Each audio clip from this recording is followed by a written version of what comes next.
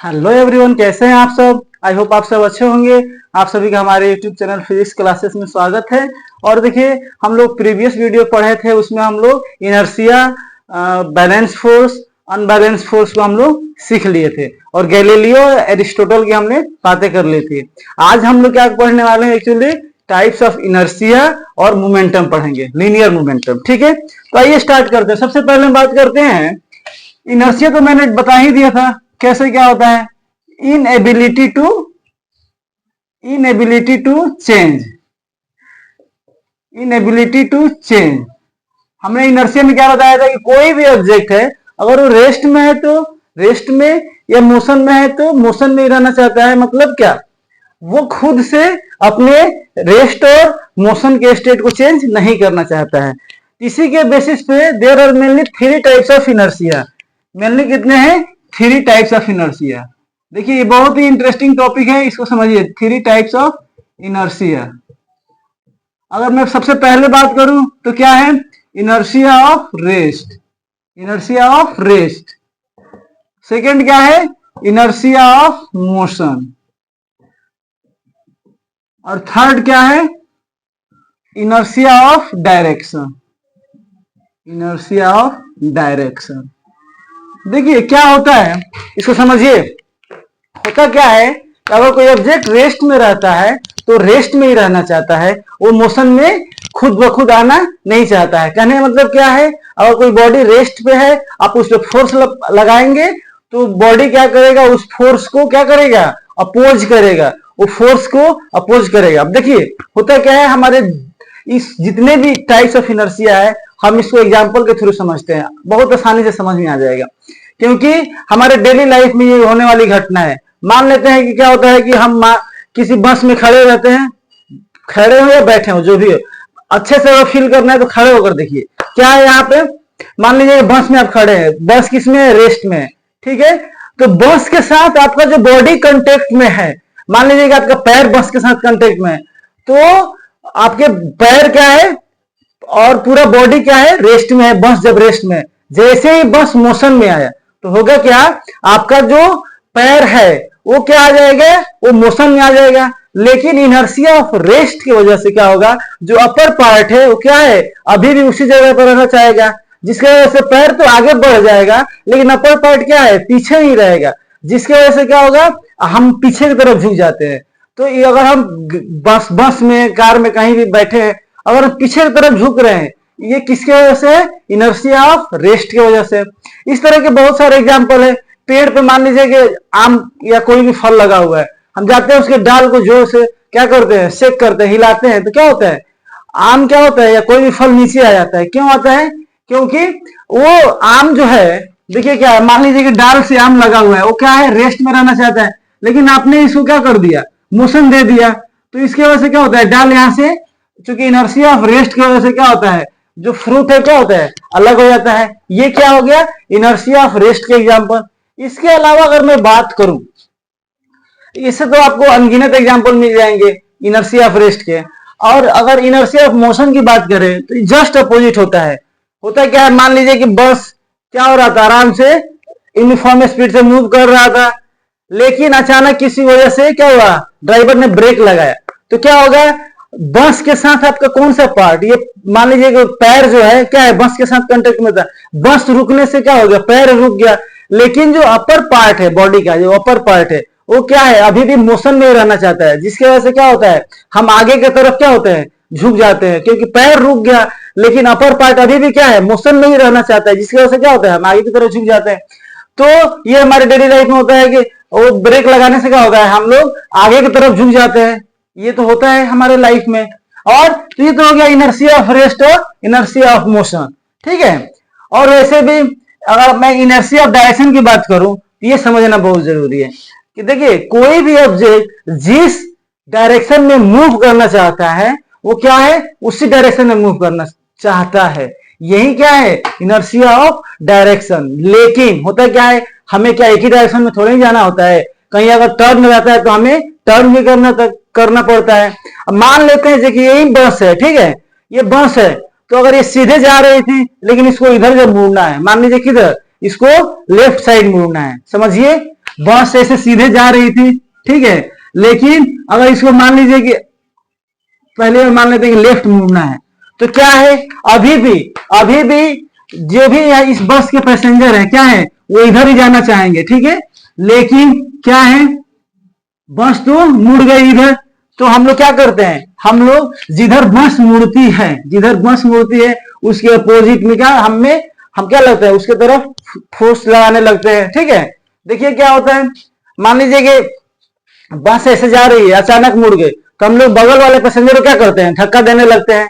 जब इधर मुड़ती है तो राइट साइड वाले, मतलब बस जब लेफ्ट मुड़ेगी तो हम राइट साइड के पैसेंजर को धक्का देंगे, और अगर बस राइट मुड़ेगी तो हम लेफ्ट साइड वाले पैसेंजर को धक्का देंगे। कहने का मतलब क्या है, बस जिस डायरेक्शन में मुड़ेगी उसके अपोजिट में हम क्या करेंगे, हम फोर्स लगाना शुरू कर देते हैं। क्योंकि ये ऐसा क्यों लगता है, क्योंकि हम इसलिए ऐसा लगता है क्योंकि हम उसी डायरेक्शन में जाना चाहते हैं, फिर जिस डायरेक्शन में बस मूव कर रहा था, लेकिन मोड़ने की वजह से क्या हुआ, अब तो हमारा डायरेक्शन चेंज हो गया, लेकिन इनर्शिया ऑफ डायरेक्शन क्या करता है कि हम उसी में जाना चाहेंगे, उसी डायरेक्शन में।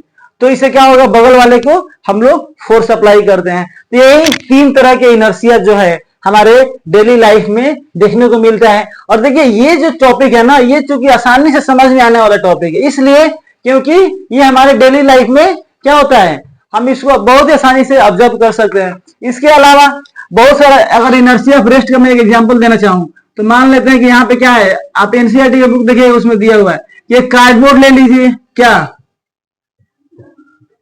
कार्डबोर्ड ले लीजिए, और यहाँ पे कॉइन ले लीजिए, और इस कार्डबोर्ड को तेजी से खींचिए, तो क्या होगा, ये कॉइन जो है वो क्या होगा, नीचे यहां आकर गिरेगा। ये किसके वजह से, इनर्शिया ऑफ रेस्ट की वजह से, इनर्शिया ऑफ रेस्ट। इस तरह के बहुत सारे एग्जांपल है हमारे डेली लाइफ में, ठीक है, ये ऐसा होता है।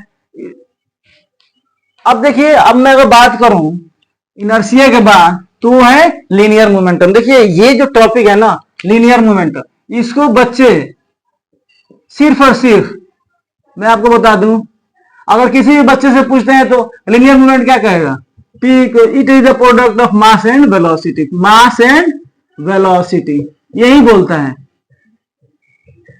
इसकी फिजिकल सिग्निफिकेंस को नहीं समझता है। हमने जो ऑब्जर्व किया है बच्चों में, सिर्फ और सिर्फ बोलेगा it is the product of mass and velocity, इसका ये एक वेक्टर क्वांटिटी है, वेक्टर क्वांटिटी, और क्या बोलेगा कि इसका यूनिट क्या होगा, मास क्या होगा केजी, वेलोसिटी क्या हो जाएगा मीटर पर सेकंड, इसका यूनिट होता है केजी मीटर पर सेकंड, बस इतना ही बोलेगा।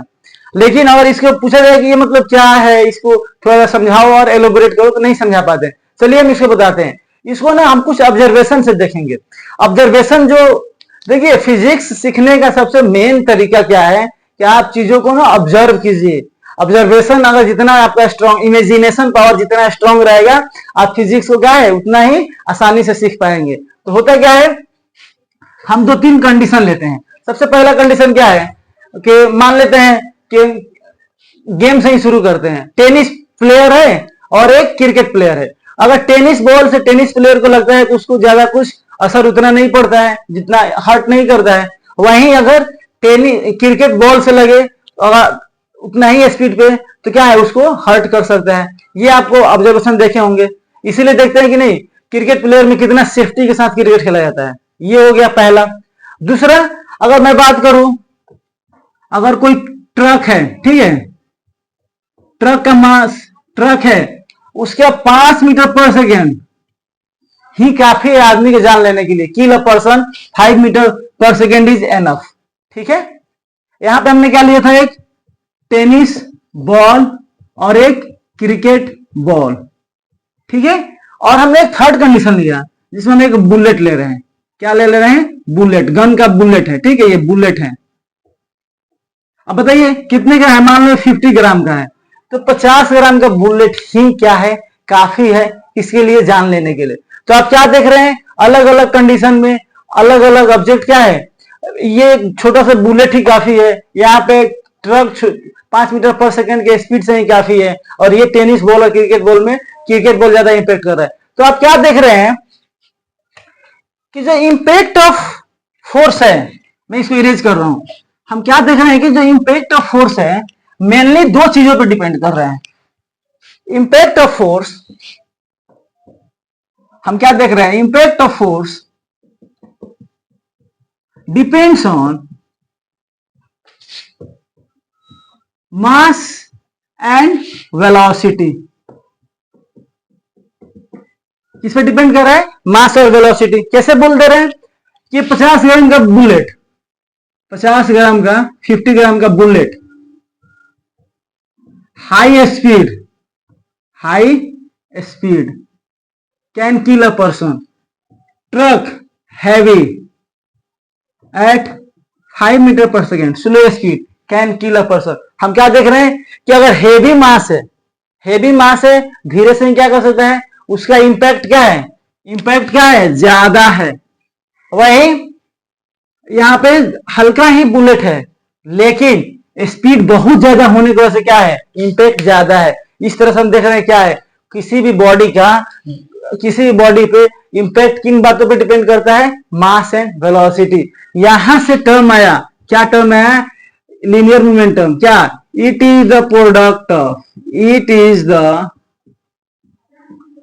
Product of mass and velocity.